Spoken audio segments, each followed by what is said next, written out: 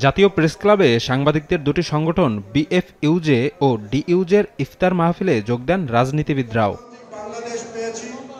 এতে অংশ নিয়ে গণঅভ্যুত্থান পরবর্তী বাংলাদেশ বিনির্মাণে প্রয়োজনীয় সংস্কার শেষে দ্রুত নির্বাচনী রোডম্যাপ ঘোষণার দাবি জানান জামায়াতে ইসলামীর সেক্রেটারি জেনারেল মিয়া গোলাম পরোয়ার। পাশাপাশি বিগত ফ্যাসিস্ট সরকারের যারা অপরাধে জড়িত ছিল তাদেরকে বিচারের আওতায় আনার দাবি জানান তিনি। প্রয়োজনীয় সংস্কার কার্যক্রম শেষ করতে যতটুকু সময় প্রয়োজন অহেতুক বিলম্ব না করে তার মধ্যে সংস্কার সম্পন্ন করে অবিলম্বে নির্বাচনের তারিখ এবং রোডম্যাপ ঘোষণা করা উচিত।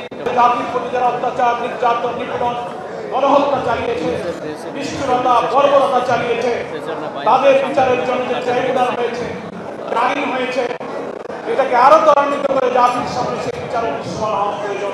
এদিকে রমনার ইঞ্জিনিয়ার্স ইনস্টিটিউশনে প্রকৌশলীদের নিয়ে আয়োজিত ইফতার মাহফিলে যোগ দিয়ে সার্বভৌমত্বের প্রশ্নে সবাইকে এক থাকার আহ্বান জানান জামায়াত আমির ডাক্তার শফিকুর রহমান। বলেন, রাজনীতিতে মতপার্থক্য থাকবে, তবে জাতীয় স্বার্থে সবাইকে এক থাকা উচিত। রাজনীতিতে ভিন্ন মত থাকা এটা সৌন্দর্য, মতপার্থক্য সমস্যা নাই, কিন্তু মতপার্থক্য যেন মতবিরোধে রূপান্তরিত না হয়। আমরা এখন মতপার্থক্য করি না, এখন আমরা মতবিরোধ করি, এই জায়গায় আমাদের আপত্তি। জাতীয় স্বার্থের জায়গাগুলোতে মতপার্থক্য পর্যন্ত আমরা দেখতে রাজি না, এই জায়গাতে আমরা সবাই এক হয়ে যাওয়া উচিত। এ সময় বুয়েট শিক্ষার্থী আবরার ফাহাদ হত্যায় দোষীদের সঠিক বিচার চান জামায়াত আমির। জ্বালাতন তিনি করেছেন। শফিক মুন্সি, সময় সংবাদ, ঢাকা।